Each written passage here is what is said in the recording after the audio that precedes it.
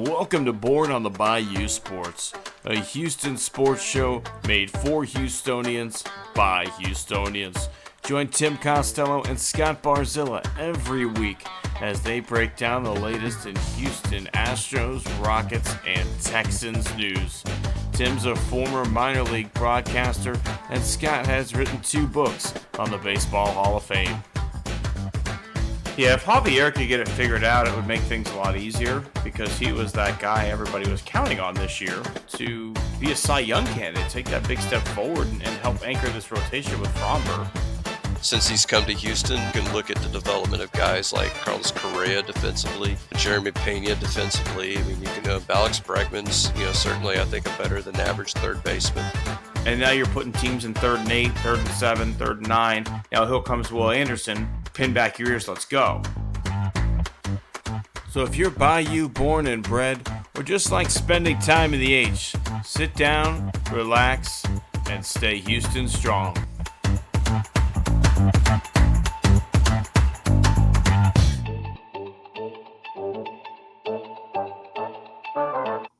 Welcome, all my friends, to the show that carries on into 2025. Hello, all, and welcome to the brand new year. Same show, same hosts.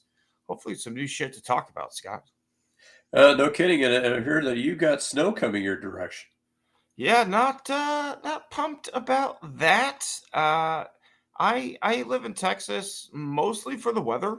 I'm certainly not here for the state politics, but this is a time where the weather is failing me, Scott. I normally enjoy the fact that I can play golf nearly year-round, but I'm going to have to miss like 3 straight tee times because of this bullshit. Well, I will say, though, I have heard that you can get UT Ohio State tickets for half price. Really? If you're willing to I'm not at all. And it's funny, like my brother went to UT. He's actually going to a wedding in Baltimore that weekend. He would probably be all over that opportunity. I think the best thing that could happen for him would be like flight gets canceled. Then he has an opportunity to get a cheap UT ticket and have a reason to be like, hey, I can't make your wedding, and then go to the game. Yeah, there you go. All right. So I've got 2 opening questions that are related. The second question I have a feeling is going to be easier to answer. So I'll lead off with the more difficult one. We have 3 playoff caliber teams in Houston at the professional level. Which one gets a championship first or next? I'm going to surprise you. Houston Rockets. I think the young core has a better chance. I think the NBA is more open. I think there is an opportunity coming in the NBA where there isn't really that one true dominant team versus, when we look at the NFL, you got to go through Patrick Mahomes. You got to go through Lamar Jackson. You got to go through Josh Allen to even have a chance. And then the MLB it's a crapshoot every year. The Astros got to 7 straight ALCSs and came away with 2 rings. So I really think the Rockets probably have the best chance. I don't know that I disagree with that. I mean, I think we're going to know a whole lot more in early February when the trading deadline comes, whether the Rockets pull a trigger on, a deal that gets them, that key piece maybe that they're looking for. But, right now they're your number 2 seed. I mean, I don't think that this is the year for them, but I think the Astros are moving in the wrong direction in general. And the Texans has just been in a holding pattern, I think. I put the Astros honestly, Scott, in a holding pattern as well. Like, I don't think this offseason necessarily helped. It certainly didn't help, but like, I don't think it hurt maybe as badly as some other people feel like. You maybe position yourself to rebound strong in the next free agency period or to make some moves at the deadline. We'll see, but I still think the Astros are a playoff contending team going into 2025. But I think as we've talked about, there's a lot of what if this happens or this should happen to really truly be a World Series contender versus, and also it just happens they're in season right now, and we're seeing a top 5 pick flourish in Amen Thompson. that makes that a little bit easier. And we'll talk a little bit more Rockets as the show goes on, Scott. But I think the arrival of Amen makes that an easier thing to say, right? Like if without him, then it absolutely not. Yeah. And so the second question I think is the easier of the two, and that is, as a personal Houston fan, who would you be the most geeked to see a title for of those three? Astros and always Astros. It's never anything but that, right? Like Yeah. I would. Don't get me wrong. I'll celebrate any Houston title with some of the best vigor you've ever seen, right? But like when the Astros won the World Series the first time, like I recorded my reaction. It's insane. I set the iPad up in the ninth inning and just watched the game and then recorded what happened. And it's some would say embarrassing, but I don't. Like when I moved away from Houston, Scott, I stopped at Minute Maid Park and said goodbye. Like that's the relationship I have with that team.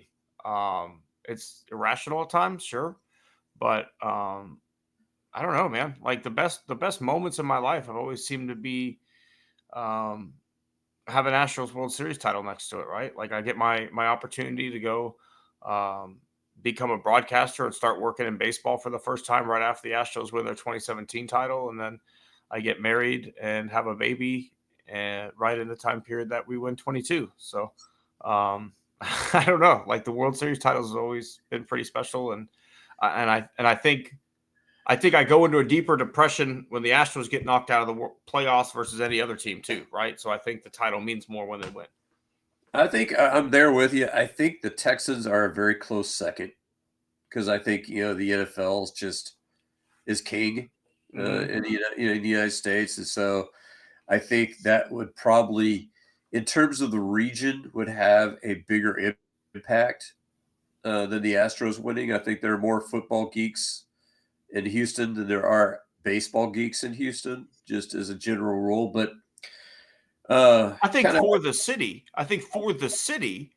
the Texans winning a Super Bowl would be more significant than anything else, right? I believe that, like economically speaking, raising the profile of the city, raising like the way people view us as a sports city, right? Instead of like the choke city. A lot of that goes back to the Oilers. Like our other teams have had some moments where they've stepped up in the clutch. The Rockets were clutch city for 2 years, but people still think of Houston as a city that chokes when you've got the Comets, you've got the Dynamo, you've got the Rockets, you've got the Astros that have all won titles, but the Oilers blew a 35-3 lead. The Texans have been a disaster every time they get to the playoffs. They showed up in New England wearing matching leather jackets and got their fucking asses blasted. Like, on a national level, I think the Texans would mean the most from a perspective standpoint. I think you and I both agree, to both of us as human beings and hosts of this podcast, we care more about the Astros than any other team on the planet. Period. and Like so we're baseball guys through and through. Yeah. So speaking of your hometown Astros, you and I decided to take a week off last week, mainly because there wasn't a whole lot of news to digest, really. The Texans, the Texans, they played on Christmas Day, and I think we chewed that game, but really, we didn't have another game really to look at. And now I made an analogy because there was a rumor that the Astros were in on Anthony Santander. So I think I know the answer to this question, but I'll let you explain for the audience. Have you ever been drunk in your life, Tim? I may have indulged a time or two. So tell me, what was that next morning like for you? Not great, Scott. Not. I still remember the first time I got drunk in college and puked bile, and I called my mom like, "What's happening to me?" Oh man, that's rough. The first time that happened to me, I did not call home because I knew exactly what was happening. I called home while drunk doing a monkey bars in the quad and said, "Mom, guess what I'm doing? I'm drunk." Well, I was hanging around the toilet for a good amount of time that next morning. So to me, Anthony Santander has not signed yet. The Blue Jays have made an offer, but he has not accepted. So I made the kind of analogy is kind of like going to a keg party where, in the moment you're feeling great. And I have a feeling if you were to sign Anthony Santander, you and I would both come on the podcast and go, let's fucking go. But how would we feel that next morning, Tim? Yeah, I mean, I could be sold on it, but it's not like the best move we could make with the money that we have available. Like the guy's a home run hitter, high strikeout guy. Or I think I said it's like having Chris Carter again. I don't know if he's that high strikeout, actually, looking at it, but he is a very low BABIP guy, which is kind of weird. Because you would have to most of you're thinking, okay, this has got to rebound at some point, but if you're continually pulling like 230, 240 BABIPs year after year, something that you're doing is not quite working. I mean, he's a fly ball hitter too, right? Like when you're looking to hit home runs, like it is what it is. Like he walks a good amount, he hits home runs and pops out a ton, and he does. I mean, he strikes out enough that like he's not maybe not Chris Carter, right? He's not a 3 true outcome guy, but you're paying a premium for a guy who does not get down on base at a high rate. He slugs. And he slugs, right? Like that's what it is. You're getting Jack Parkman from Major League 2 there. But I mean, at the end of the day, right? Like I'd originally titled this segment, Scott, like, please, sir, may I have some more free agents? Because like I do think the Astros need to make a move, right? Like we've talked about it before on what is you're lining up as just starting outfield at this point, and it's fucking embarrassing. Even if you play Jordan in left field and DH Yiner Diaz and start Victor Caratini, which they said they're not going to do because they want Jordan to DH more often, that outfield still has Jake Myers and Chas McCormick playing every single day. At best, one of those two guys should play every day. And where you're sitting right now, you still got Jason Hayward sitting out there, who is a nice contributor to this team. Randall Grichuk is still out there. Harrison Bader is still out there. Austin Hayes is still out there. Alex Verdugo is still out there. Tommy Pham's still out there. Duvall is still out there. Jurickson Profar, a multi-tool player, still out there. So, like, if it's not Santander, then something, right? Like, I like Profar. I like bringing back Jason Hayward because Hayward can play all three outfield positions in a pinch. And you know what? He's a left-handed bat. He's a smart baseball player. He's a Gold Glover. And he had some nice moments here last year. Like, I understand he's not going to be the number one prospect he thought he was going to be when he came up with the Braves. But at this point in time, he's a valuable veteran on a team that kind of needs some good veterans right now. Well, and I think what I worry about is that I think they've done a terrific job so far of adding hitters with the profile that what you want.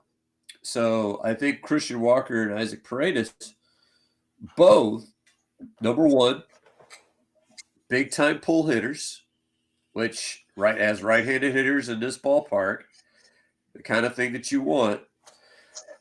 But they're also guys that don't chase. And I think that was what we saw this last season that we hadn't seen throughout the title run, from 17 to 23, I guess. Yeah, K rate's problem. Is that, I don't even know if it's so much K rate as chase rate. Okay. Because Pena and Yiner don't K a lot, but they chase a lot. And I'm okay with them hitting lower in the order. But to me, if you went out and signed, let's say, Randall Grichuk, he's a chaser. Now, he doesn't K a lot. He's going to be similar to Pena and Diaz in that regard. Now, I would rather have him than Trammell starting in an outfield slot. But I want to focus on getting more patient hitters, getting guys that aren't going to chase in here. And I think Hayward's one of those guys. Gamble was one of those guys. He's still out there. Yeah, I think Gamble offers you a little bit less defensively. Like if I'm going to have to bring back one of the two, they both are left-handed hitters. Hayward's got a little bit more pop. Hayward's a better defender. Hayward can play all three defensive positions. And Gamble may hit for a little bit more average, but I think Hayward can probably, yank one out. And let's be honest, like, yes, we have a short porch in left field, but it's not exactly a poke down the right field line either, too, right? It's maybe like 8 feet further, and the fence is much Oh shorter. yeah. So, like, if you're a pull hitter from the left side, you could still do some damage in this ballpark. Oh yeah. Santander would do much better in Houston than he would in Baltimore. And he I hit mean, he more. would be a fine player here, and it's also, Scott. It's interesting to me that offer's been out there for at least a week, right? We were talking about it last Yeah. week. So, like, clearly there's something about Toronto that, like, or does he think more money's coming? I don't know. But if he thought that was a good offer and a team that he can go win a championship with, he'd sign the contract. But the fact is that thing is still sitting there unsigned, and he's not a Blue Jay. So, Well, if you can come in with a similar offer, you can probably go get him. However, the Astros have shown when we set a budget preseason, we're not really willing to go over it unless we can get a game-changing piece like they did with Hader. If Bregman remains unsigned in March and you can get a 1-year deal for him, Crane might pull the trigger on something like that. If Santander remains unsigned in March and you can get him for $30 million for this year or $25 million for this year, okay, yeah, let's go. But I yeah. don't think he wants to do 4 years. I think the second part of your statement there about the Blue Jays is the most important thing. Are you winning a title in Toronto? No. I mean, I don't think so. I mean, I think they could make some noise, particularly if you add him and Springer maybe They has a don't have the bounce pitching. back. They don't have the Yeah, pitching as currently built. as he has a bounce back year, you could see them making some noise. But that's the toughest division in baseball. I mean, Boston's had a great offseason. New York is still New York. Tampa Bay figures out ways to win. In Baltimore, you could argue that they're better than they were, even letting Corbin Burns go with the pitching that they've added. So because I know you noticed they added Charlie Morton in addition to that to the one of the Japanese arms. Yeah. So that's a tough division to win in. If you're Santander, and I understand he's also close to Altuve personally. Mm-hmm. So maybe that, if Houston were to make an offer, I would offer him the same contract you gave to Walker. See if he bites. At this point, man, this is a weird part of the offseason for me. Where, like, I look at the offseason of, like, the big guys, you get the contracts that go like that. Boom, boom, boom, boom, boom, right? Then you've got the Sotos of the world that are going to get – everybody knows they're going to get their offer, but he's going to take his time. He's going to hear everybody's pitch, and he's going to sign the fat offer, right? Then the next wave goes. Yeah. And then once the new year hits, I don't necessarily want to sign a 5 or 6 year deal, right? Well, no, If I'm a GM, here's where I'm trying to swoop in and get like a Verlander type deal, a 1 year, $15 million for a guy. I'm going to take a bet on a guy, but it's only going to be 1 year because he didn't think he was going to be here, but now he is here.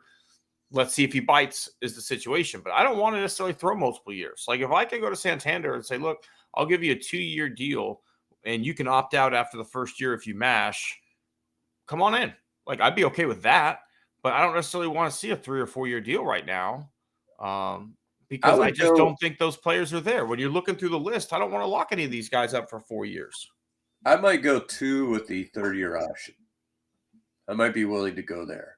Because I think the other thing is when you look at him, I don't want to go 4 years because I think he's going to age and not well. And I think he's going to age more poorly than Walker will.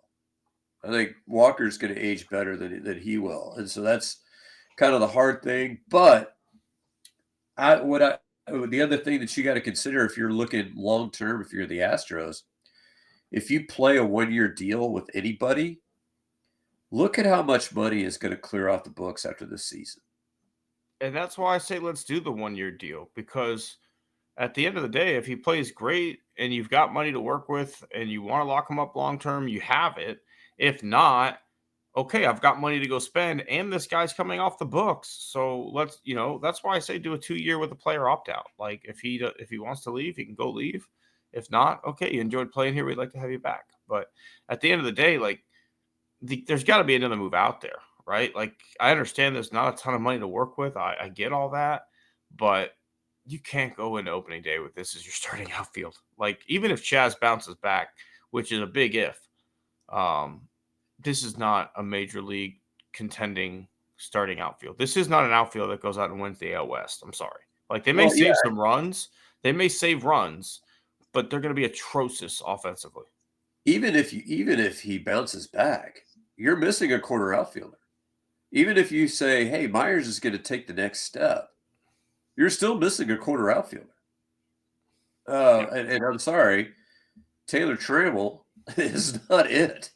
No, the only thing that could save the Astros is if DeZenzo wins Rookie of the Year in left field. Yeah, and that's the other reason why I would go the 1-year route with some of these guys. Like you sign a Hayward to, let's say, 1 year, $4 million.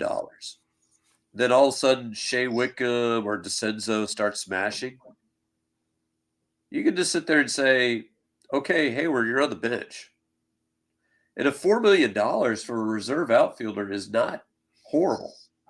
I mean, pretty good deal for a guy who could also come in and be a defensive replacement for DeZenzo in left field in the 9th inning of a close game because he is a Gold Glove defender.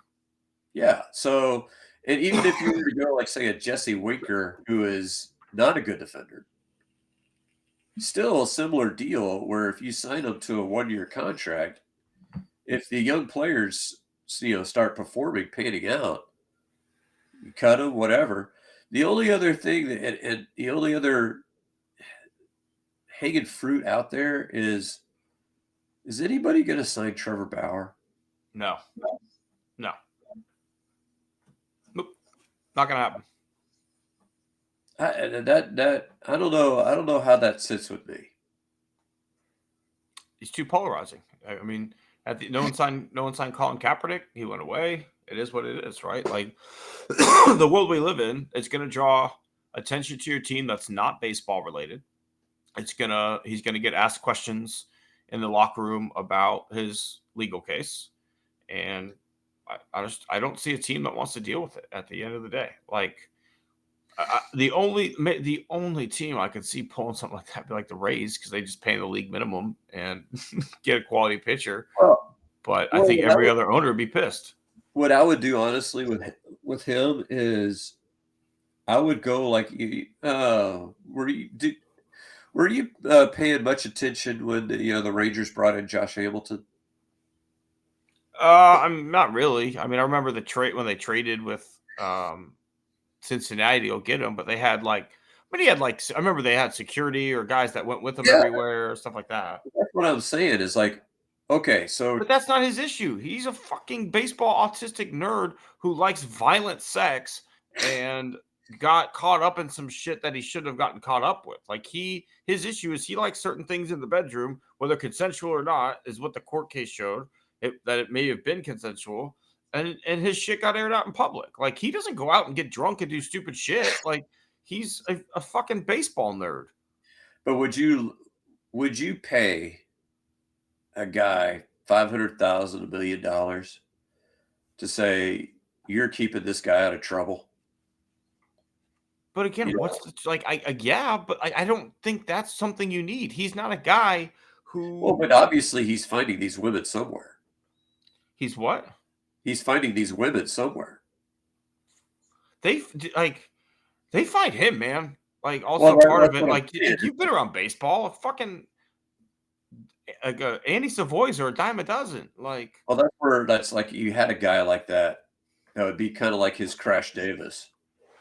Maybe, but that movie doesn't have Instagram. No, it's true. I mean, that's why all it takes is one girl sliding into the DMs, and he's like, could you imagine like you're hiring Butters? I don't think. I don't think. I don't think he's a good person. I'm gonna put that out there for sure, right? No, but I also think he has been blackballed, right? But I don't care. Maybe if that's fair. Like I don't care. No, he's not a good guy. Bowers has been blackballed, but he has. Nobody says he's a good guy. it's just a question of whether or not, I don't want him. The guys openly talk shit about the Astros, like literally called us cheaters and stuff like that. So, like, why would you want to bring a guy like that in your locker room? Yeah, I mean, I get it. I mean, if you had a team who just didn't give a fuck, right? Like, I have no budget and I need to find a way to win. That's who you like. That's like the A's. Like, but the A's don't want to win, so that's right. Like who else?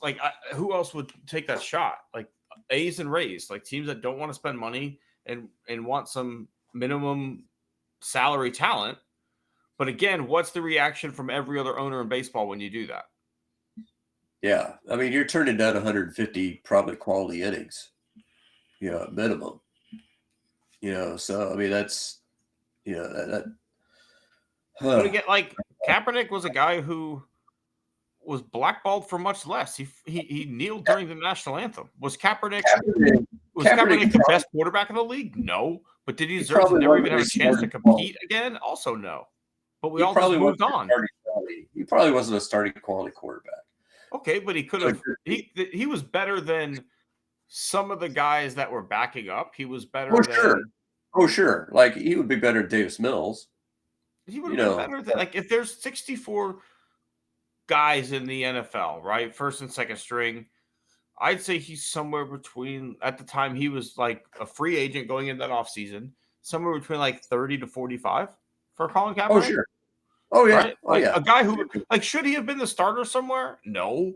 But also, like, Marcus Mariota got brought into another team to see if he could find lightning in a bottle and be a starter. So don't tell me that, like, there isn't somebody out there who wasn't like, oh, I could maybe get something out of this guy with the right offensive coordinator, because those people exist too. So, like, if he never did that shit, he probably would have got a shot on another team. All right. So, speaking of Colin Kaepernick and football, what are your immediate thoughts on Saturday's game? What do you as fuck? What do you think is going to happen? I think CJ Stroud's going to get hit a lot. First of all, like, Khalil Mack is ripped and roaring. Chargers have a great defense. I think this is going to be a pretty low scoring game. I don't see either team scoring more than like 24 points. Do you? Well, a couple of key stats, because y'all know me, I love stats. Number one, the Chargers are number one in the NFL in scoring defense. They surrendered a little over 17 points a game. So I don't know if they're the best defense in the NFL, but they're the best scoring defense in the NFL. One of the reasons why, you know how many turnovers the Chargers committed this season? Do you want to take a gainer at that one? Wasn't it something stupid like 33 or 34 turnovers? No, they themselves committed. Oh, committed. Yeah. I know the last 8 games of the season, Herbert didn't throw a pick, so probably something like 10, less than 10. You're on the money there. 9. Yeah, for the season. So I think 3 picks for Herbert. So you're talking about a team that doesn't turn the ball over. That's probably plays into a lot of the scoring defense, because if you're making teams drive the length of the field consistently, teams are just not going to be able to do that, on a consistent basis. When you look at the Texans, first time this has happened since 2013. We made history, Tim. 372 points scored, 372 points allowed. That is a Pythagorean 0. It's like we didn't even need to play. Yeah, so you would predict a 500 record, which, of course, you can't have in a 17-game schedule. The Rams are the only team going into the playoffs that have a worse point differential than your Texans. The Chargers actually have a better point differential than the Chiefs, believe it or not. So if the Chargers win on Saturday, the Chiefs will have to play 2 teams that have a better point differential than they do to get into the Super Bowl. Makes sense. I mean, the Chiefs did not have a great offensive year. They relied on the defense and did just enough offensively most games to win. Kind of like the Chiefs and Texans are built pretty similar.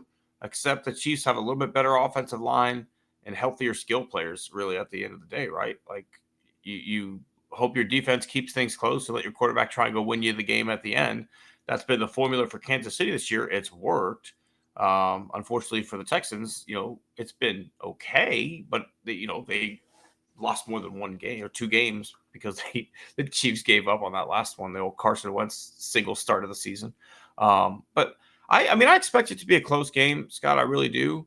But like when I look through the history of Texans wild card round games, which just so happen to be at 3:30 on a Saturday every single time. This is like tied with the Hoyer year as like I don't feel great about this one, right? Like the Hoyer year against the Chiefs, like the first half was like, wow, it should have been a lot worse. And then it really fucking fell apart in the second half. This one, like, hey, at least we got when you have a guy like CJ Stroud, you always have a chance, right? But again, we've got like one quality, healthy wide receiver. We've got a damn good running back. We've got like a makeshift offensive line and a pretty good defense, right? So like, there's always a chance the defense plays great and forces a couple turnovers early in the game. You get a 2-touchdown lead, and then you can kind of rely on the defense from there. But I'm not exactly, this isn't like I felt better last year because the Texans were rolling at the end of the year last year. I think one of the things I have a kind of a tail of the tape numbers article is dropping in Battle Red Blog tomorrow morning.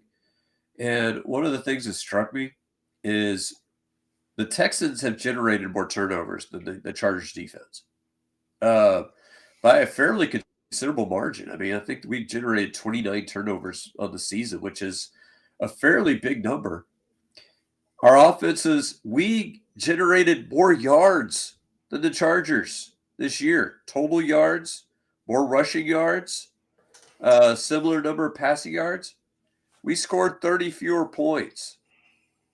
Explain that one to me. Like I'm a 3-year-old. Missed field goals. Their kicker's better. Dicker is better than Fairburn.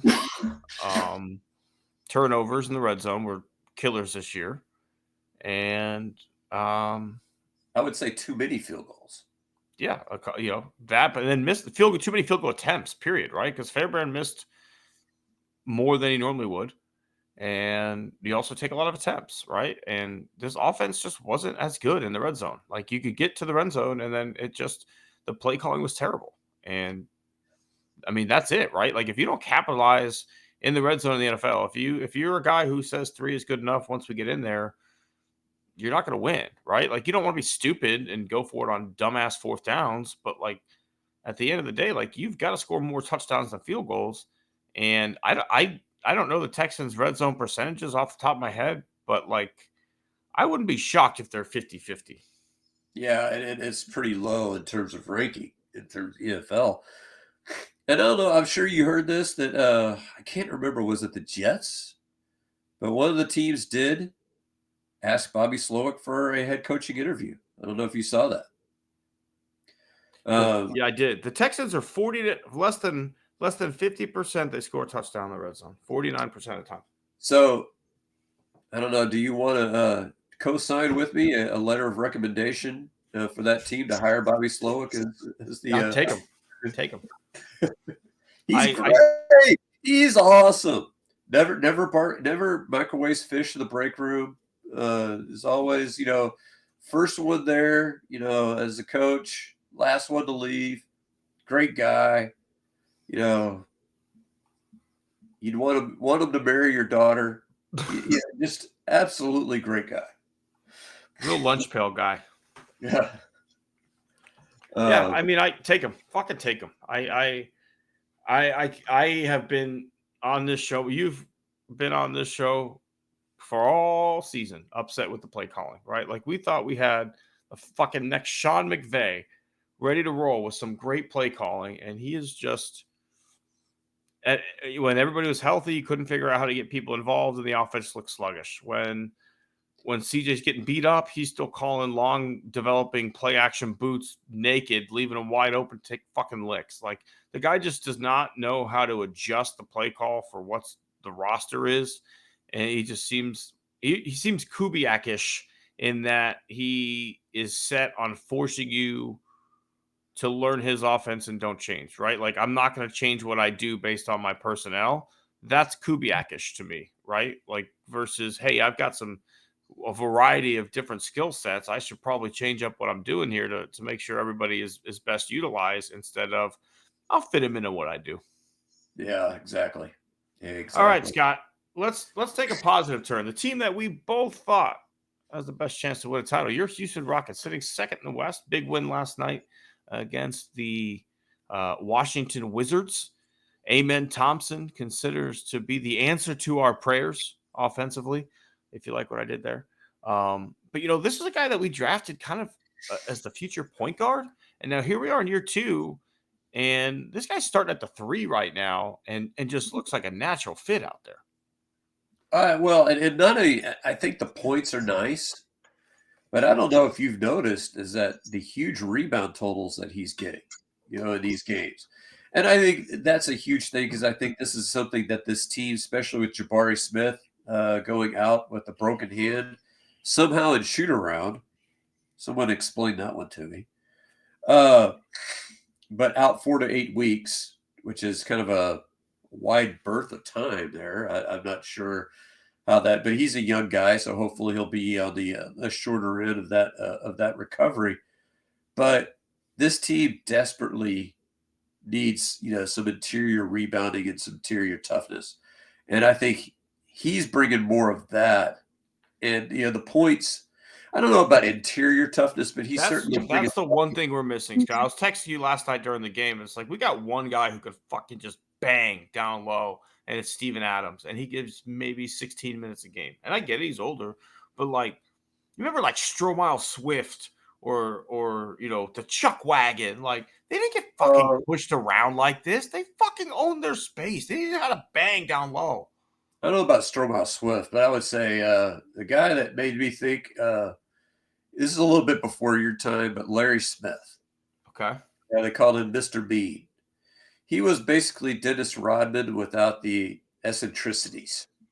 Without the fun. Yeah, without the fun. He was a double-digit rebound guy off the bench. No offense to speak of. But yeah, he was a dude. He was a dude that you weren't going to push around, kind of like a Charles Oakley kind of guy. If you remember that name from the past. Yeah, absolutely.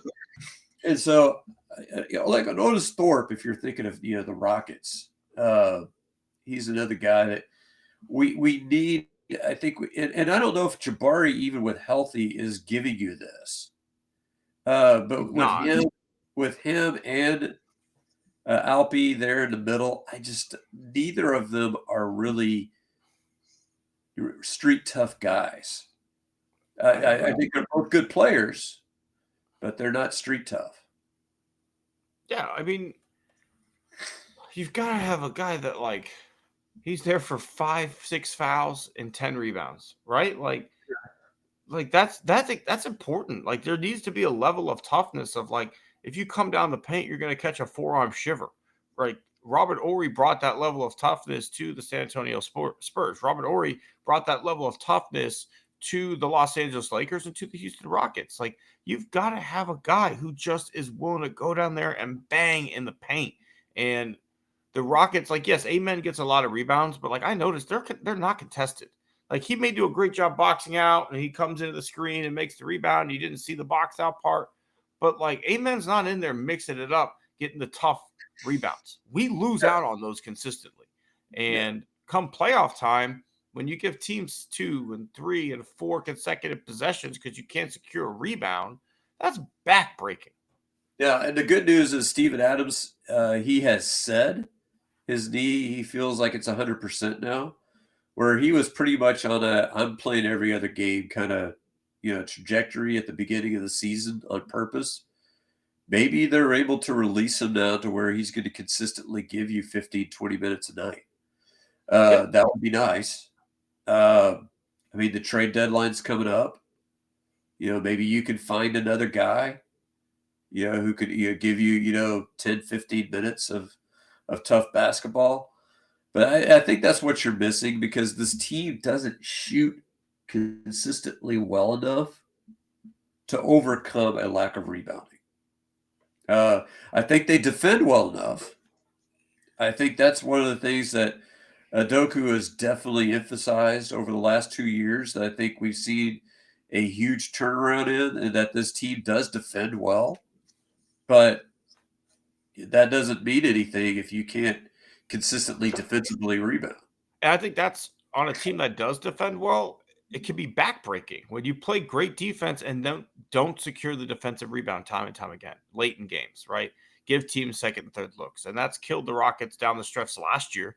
I remember last year you and I went into the season like, we'll see with this Rockets team. And then, hey, they caught fire. You and I are buying in.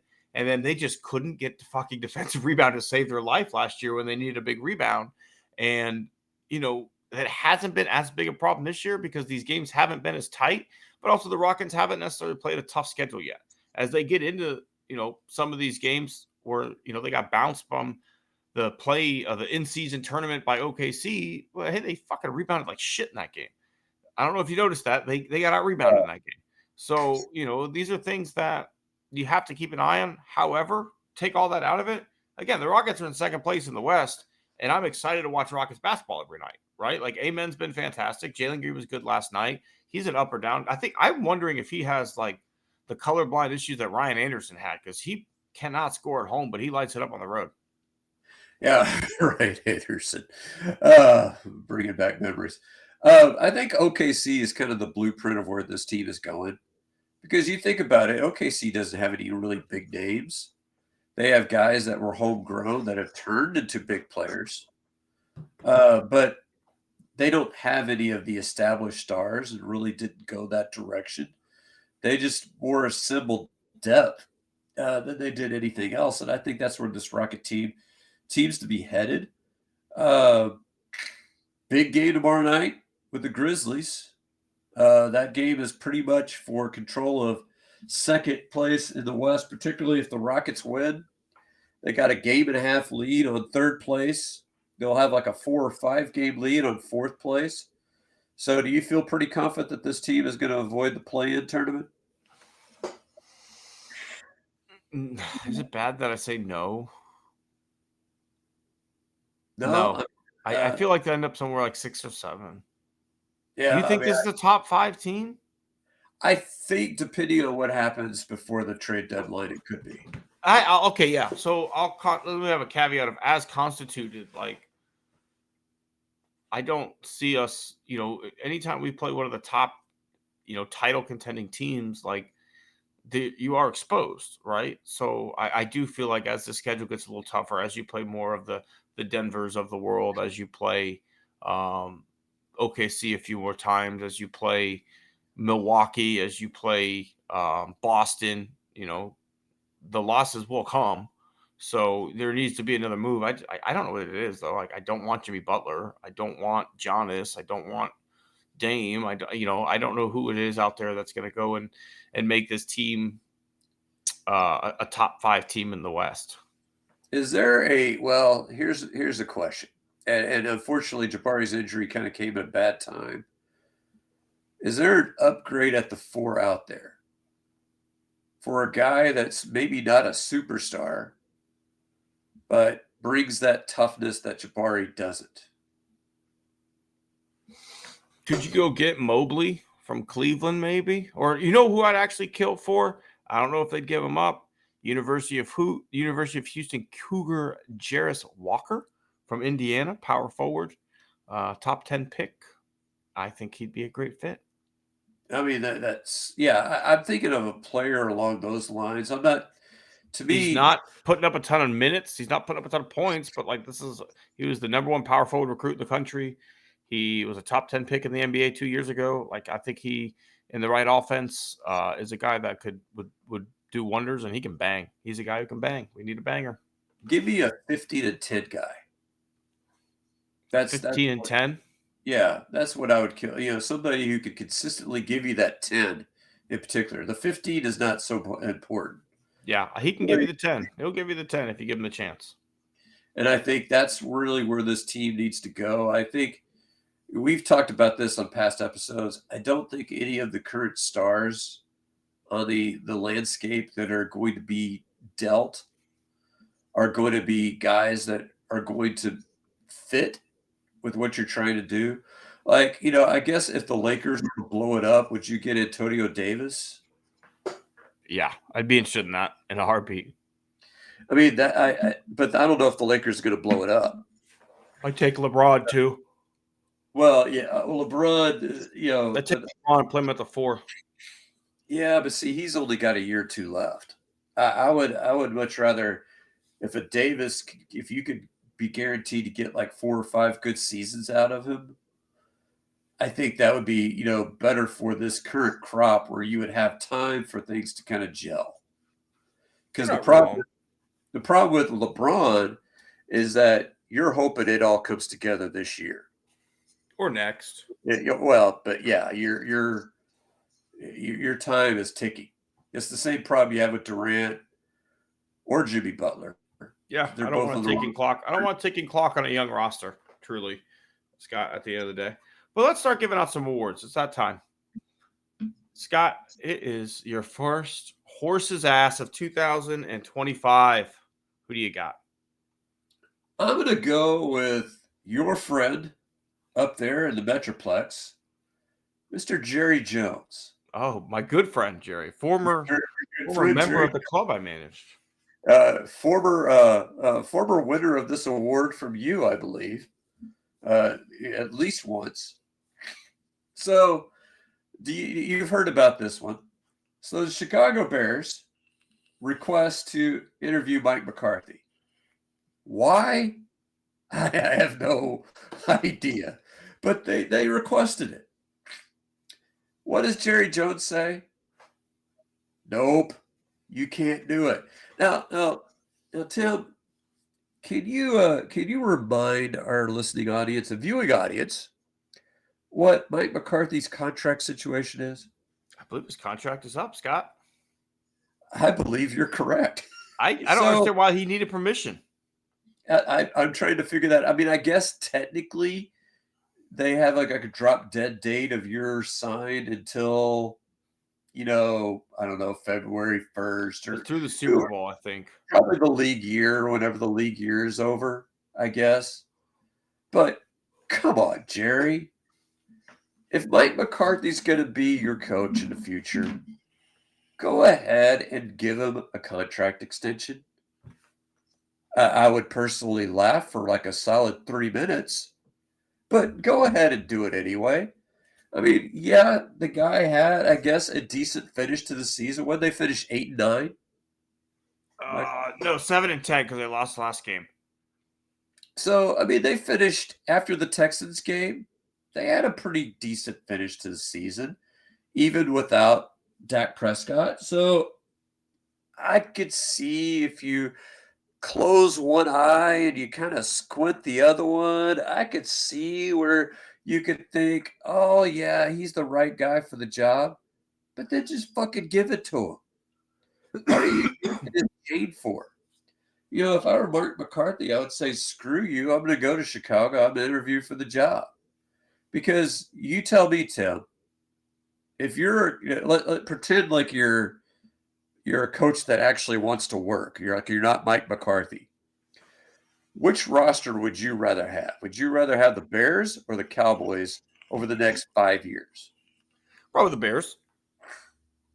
Yeah, me too. But I don't like cold weather, though. Yeah, I mean, but I'm going to Chicago next week. Can I give you an answer next week? Yeah, the NFL will give you like plenty of like pullovers and whatnot to wear on Sunday. I mean, I got to be honest with you, Scott. If I'm going to be the coach of the Bears, I'm personally going full Mike Ditka with the sweater vest that says Bears on it. Like, I think it's a travesty to coach the Bears or wear anything else. Yeah, I think the only problem is there was a 49ers coach, the one or two before Harbaugh came, that actually petitioned the league and wanted to wear a suit on the sideline, and they refused. Wasn't it like Shula Jr.? It was like I can't know someone's kid. It was one. It was a 49ers coach. I can't remember. Tom Sula, maybe? No, it wasn't Tom Sula. It was the guy before Tom Sula. Because Tom Sula was like a 1 year guy. Chip Kelly was before Sula. These are all after Harbaugh. So then you Yeah. had Singletary was one of them. You had There's a white guy. I can't remember what his name was. But anyway, he petitioned and wanted to wear a suit, and the league said no. So why would they care? Because the league assigns you like those ugly hoodies that Could you imagine how many of those sweaters they'd sell though? If like every team had what if like you saw D'Amico out there with like it's a Texans right there? Like everybody would want one. Like a Cosby sweater with the Texans on it. Dude, I would buy that if they had like the Ditka sweater, but it said Texans. Like I'm rocking that in my next Christmas photo. Yeah, that's what fucking Santa's bringing for everybody. We're matching on Christmas Eve at church. There you go. So Jerry Jones, I don't know what you're thinking. Pay the guy, don't pay the guy, bring him back, don't bring him back. But you got to shit or get off the pot, dude. I'm with you. I think that's a dick move, right? Like if you're gonna bring him back, say it. If you're not gonna bring him back, not allowing him to go interview for another job is insane. Like let's put that in real world terms. Like that's worse than a non-compete, right? Like that's essentially a non-compete, which the Supreme Court, well, no, not anymore, but it was ruled illegal under the Biden administration. But who the fuck knows what's gonna happen now? But either way, to not be allowed to go interview for a new job when like also there's only 32 of these jobs, they're gonna fill up. So if you're turning down my right to go interview for other opportunities before like it's like I don't know, I'd sue him. I'd fucking sue his ass. If I don't get extended, I'm suing you. Could you cost me money? I could have got that job. Chicago's stupid. They very well could have hired me. Exactly. All right, Scott. I am going to stick in the football world as well. Failed New York Jets and Buffalo Bills head coach and noted dumbass Rex Ryan has said that the Chargers essentially get a bye week in the playoffs because they play the Houston Texans. Are we the best team in the playoffs? No. But we're 10-7 and we won our division. Like last I checked, like the Bucks were 9-8 and had to win on Sunday and scoreboard watch the whole time to even get into the playoffs. Like the Dolphins almost made it in. Like, are we the weakest division winner? Maybe. But who the fuck cares? It's a brand new season and anything can happen in the playoffs. Like we've seen the New York Giants make a miracle run with Eli fucking Manning all the way to the Super Bowl and beat an undefeated Patriots team. So just sit on TV and talk like that and then act like you're going to go interview for the Jets job. Like this is who you are, bro. You're a fucking clown. Like you're an absolute clown. And the only team that would ever hire you again is the New York Jets. So go for it. But you're a horse's ass, man. Not just this week, but every week. I love it where he's sitting there saying like he's talking about the Jets job. Like he's going to oh, Aaron Rodgers, he's going to be a team guy or he's not going to be there. And it's like, do you realize statistically that Aaron Rodgers had the third best season for a Jets quarterback ever? But also that just shows you how bad the Jet quarterback play has been. Because also I think Brett Favre is probably top 5 in their quarterback play seasons, and he was not great. Mark Sanchez is probably in there, but Chad Pennington probably had a good year. Yeah. So here's where you're at. Vinny Testaverde, I think, was number 2, just to give you an idea. Vinny had some good years though. Like let's be real. Yeah, but if you're Rex Ryan and you take Aaron Rodgers off that football team, how many games is that team winning? I mean, who's playing quarterback? Well, that's the whole question, right? They don't have a high draft. With Aaron Rodgers, you didn't win very many. You won, 5? So less than 5. Yeah, I mean, I don't think Aaron Rodgers was the problem. The problem was that you thought you were going to get 28-year-old Aaron Rodgers, and you got 40-year-old Aaron Rodgers. Yeah, but with Rex Ryan, here's the funny thing. So let's rewind. We don't even have to rewind that far, Tim. Let's rewind almost 1 calendar year. What were the prognosticators saying about the Houston Texans Cleveland Browns opening playoff game? That we were going to get blasted by the Browns? Yep, they were Joe favored. Flacco's going to go off. They were favored by 3 coming into Houston. Can you remind me what happened in that game, Tim? Texans ran wild. That's what I seem to remember. I think it was like 31-point win, I think. Yeah, they dominated that game. So, get out of here with that. Now, am I saying the Texans are beating the Chargers by 31 points? No. If the Texans won the game by 1 point, I'd be thrilled. But to say that we're not going to be competitive is just asinine. Yeah. We had one really bad game this year where we were not competitive, right? Like the game against the Ravens, we did not show up. But it was 3 days after our quarterback's best friend had what could be a potentially career-ending injury, and we were left with literally no offensive talent. We also have Deontay Johnson healthy and ready to go, who Joe Mixon has come out and said that he expects him to go off in the playoffs. So that's kind of intriguing, right? That like his teammates like, hey man, I'm really pumped for Deontay Johnson. I think he's going to go off. Like, okay, that'd be awesome. Let's see it, right? Let's go. He's like he is. At the end of the day, say what you want about Deontay Johnson, like the guy was a good receiver in Pittsburgh. The guy put up good numbers and made plays there. Then went to Carolina, where like no one's going to be happy, and then went to a Baltimore team that wasn't really a good fit for him as a player, right? Like what they do, they already had everything they need. They didn't really need a Deontay Johnson. The Texans need him.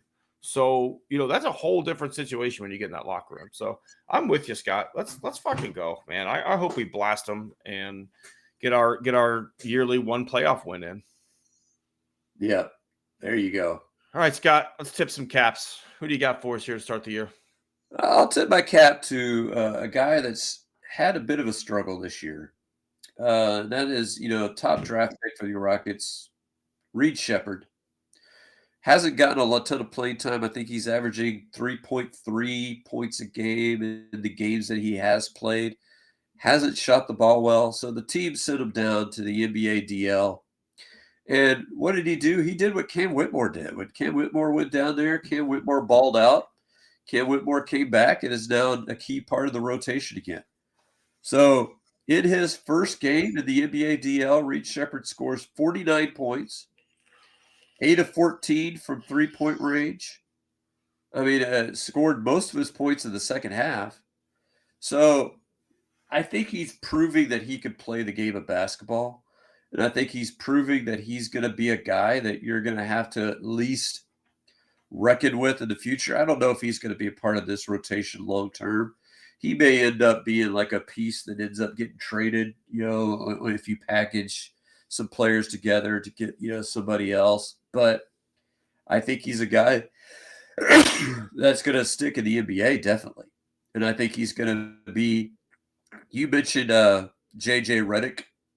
I think he could have a J.J. Redick kind of career where he's not a starter, but, maybe a Kyle Korver type, that's, going to be kind of not a starter, but kind of a guy that plays 15, 20 minutes a night and could, be like a microwave off the bench.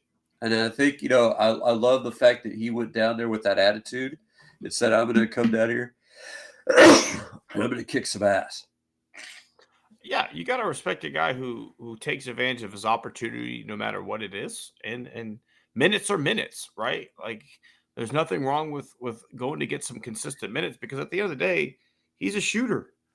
And shooters who don't get consistent minutes, like it's tough, right? Like if you're a young prospect, would you rather be on the bench playing every fifth day, or do you want to play every day in AAA, right? It's a tough question that everybody has to answer at some point of, do you want to play every day and get minutes, or do you want to get sparse opportunities and be with the big club?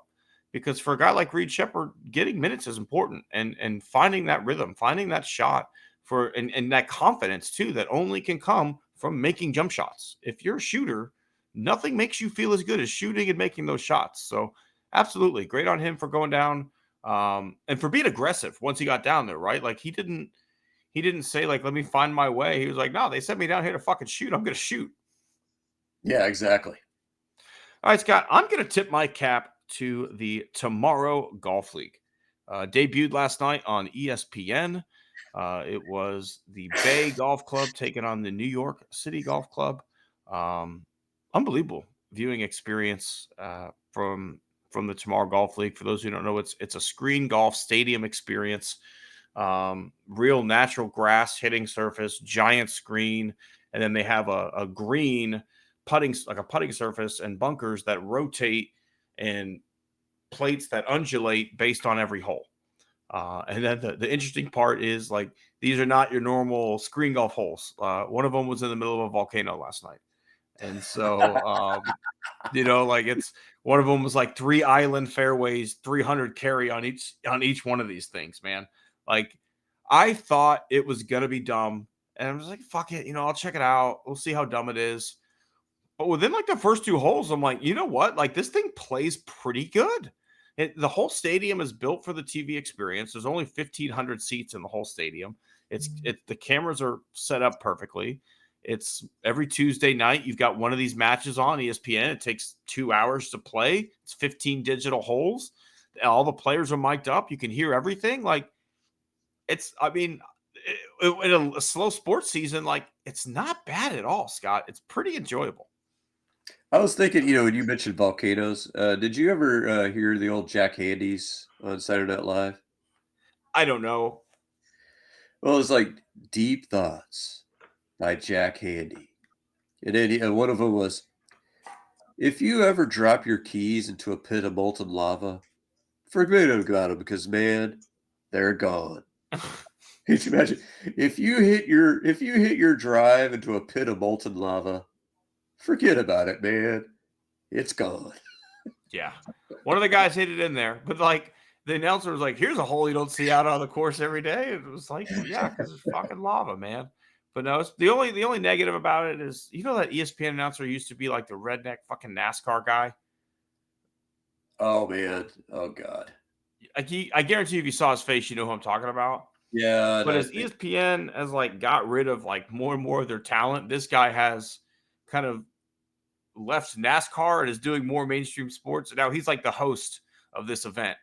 And I needed more Scott Van Pelt and less of this fucking guy. But Scott Van Pelt's like in the studio and he's like there. But other than that, like Scott, it's a nice, enjoyable, different kind of golf event. And it was kind of fun to watch on ESPN for a couple hours. All right. So I'll let you lead off this week with your scumbag. Scott, it's a tough week to pick just one. But let's start it off right. I'm gonna pick the guy that is talking about invading Canada and renaming the Gulf of Mexico to the Gulf of America, and that is President-elect Trump. You get to start the year off strong with the diaper dandy, and like just tip. I almost want to tip my cap at the scumbagginess that we're starting off with. Like the idea that we could just rename the Gulf of Mexico is asinine. Like, I don't know. I gave this example to my mom.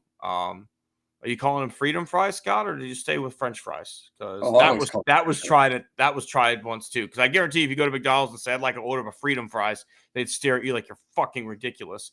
And they were the ones that started that. So that's asinine. And then the idea that we're gonna invade fucking Canada. Like, there's a whole hilarious West Wing episode about like the battle plans that were drawn up to invade Canada in like 1789. Like, what are we doing? This is like I want to say horse's ass because it's so stupid, but like the fact is he's got so many yes men. Like next thing you know, we could have Marines fucking in Nova Scotia. Yeah, I'm with you on that. I was going to steer clear of the I didn't know diaper where else dog. to go. I used Rex Ryan too early. Yeah, I was gonna. I had the same problem with Jerry Jones, so but I have to agree with you. And the thing is I'll tell you what got me here, Tim. I'm driving to Mass. I worked a retreat this weekend, a wonderful retreat, and we were going to Mass at St. Helens, which I don't know if you've ever been there. It's in Pearland. It is I haven't. No. absolutely beautiful church, absolutely drop dead gorgeous church. And I'm sitting there listening to the NFL channel because I'm trying to get updates on the Sunday afternoon games. And pops open almost back to back Donald Trump fragrance and Donald Trump shoes. And they're both like the same fucking ad. It's like limited, these will sell out. You want to win. I'm calling it fight, fight, fight. They're the special now inauguration shoes. And it's like, damn it, you know, liberal, conservative, I don't care. Can we have an ounce of dignity? No, Just an ounce. no, we can't. We cannot. We lost that with the election. We lost our dignity in America. It's ridiculous. But yeah, it's God. I'm scumbag. Right? Like, is there anything else to say? Other than it's like fucking scumbag. I did my scumbag I did play twice over the Christmas break. So I played at Pearland Country Club. I had a gift card, that we had to. I've got 2 gift cards there, so I'm gonna have to play there again, Tim. Have to. And then I have like some money left over, so I guess I could go to like the 19th hole and really like have like a nice lunch or something. But so we played out at Timber Creek because I got my dad, my brother-in-law gift card there, thinking, hey, a nicer course. And the course is nice. It's in pretty good shape. Every course that I've played, Tim, has a senior rate for people over 50. Do you know what the senior age is at Timber Creek, Tim? Oh, like 70? 62. That's random. Why 62? I mean, I could see 65. I could see 60. 62. So it cost me upwards of $70, to play a round of golf during the week. And I don't know, Tim, you tell me, is 41 putts good? No. No, sir. So I had 6 3-putts, and it was rough. Their greens have always been a problem, in my opinion. I'm driving the ball past, and so it's kind of difficult lagging. I thought you went back to the old broomstick, Scott. I did. I went to a new broomstick, and I'm still having difficulty with managing distance. Everything else is going okay. Like I shot a 92 at Pearland, shot a 93 at Timber Creek with 41 putts. With 41 That's putts. Impressive, actually. Yeah, it is kind of impressive, but we do play we play Bandits rules. I don't know if Bandits rules are no triple bogeys. Double max. Double max. So, but I didn't have too many holes where I would have made more than double. So my score is probably pretty accurate. The other thing they do is they do a mulligan per 9, and I really didn't use. I used 1 mulligan. So I mean, I think my score is pretty, pretty accurate. But yeah, going with a 62 as your senior rate, I mean, that's just random, and that's just I don't know. I don't know what to tell you. Yeah, I agree, man. Like, I've never been a huge fan of Timber. I think it's overpriced and overrated for what it is. Like, everybody has raved of Timber as a course, right? But at the same time, that when I was growing up, Timber and Mag were both public courses, right? Anybody can go out there and play. And typically Mag was even a little cheaper than Timber back in the day. And I would have taken Mag 10 out of 10 times. The greens at Mag have always been spectacular. Oh, yeah. I got a chance to play my brother's course with him over the break, and I got to watch him go through every golf ball in his bag and a couple of mine as well. As like, I before the round, I said to him, "Hey, why don't we play whites today? We're out here just to have a good time." He goes, "No, we're gonna play the blacks." So he proceeded to lose every fucking ball in his bag off the tee, and a couple in the water. Are you kidding? Are you kidding me? The way I'm playing, like you let me play the reds. He's one of those guys, man. Like when I play with my friends, we play from the whites because it's like we're out here to have a good time. Like I'm literally just trying to have fun with my friends once a week, get a little physical activity in, get out, some fresh air, get a little fucked up outdoors. and have a nice little Sunday. Because like now Yeah. I've made a commitment to myself. I'm starting to go to church again. I'm trying for Saturdays, but I went Sunday this week because it was so fucking cold. I skipped golf. But yeah, like I just want to go out and have fun with my friends the one day that I get. And, like I'm not here to play tips and fucking go hard, but like my brother seems to want to shoot 105 from the tips versus like an 85 from the whites. I don't know. Yeah, we play the forward most tees, male tees. My dad plays the Reds because he's 81. So I think I think USGA allows you to play up there. I If don't. you're I've played Reds many a time and just used nothing but my irons. And like that was the best my golf game has ever been when I was regularly playing one round a week from the Reds using nothing but irons. Like my iron game had never been as sharp as it was when I was I doing just that. I can't hit a drive past 200, 210, and that's on a dry day. So That's a you 6 iron. you give me, yeah, it's like back in the day, I could bomb it, but you put me on a 350-yard par four, and I'm like, damn, this son of a bitch long. Driver We're back, 5 iron. we're back in the day. I mean, like, okay, that's a driver gap wedge, Yeah, it's a different game for you, Scott. But yeah, that's a good scumbag. Is Timber Creek? I've never been a fan, so I'll sign off on that one, even though I wasn't there. That's a dumb age, 62. But we appreciate everybody who joined us for our first episode of 2025. Hoping next week we'll be back celebrating a Texans win. We'll break it down either way. And hey, who knows? Maybe the Astros heard us and they'll sign one of those free agents that we mentioned. There you go, Tim. All right. We'll see everybody. Same bat time, same bat channel here on Born on the Bayou Sports. Thanks for listening, everyone.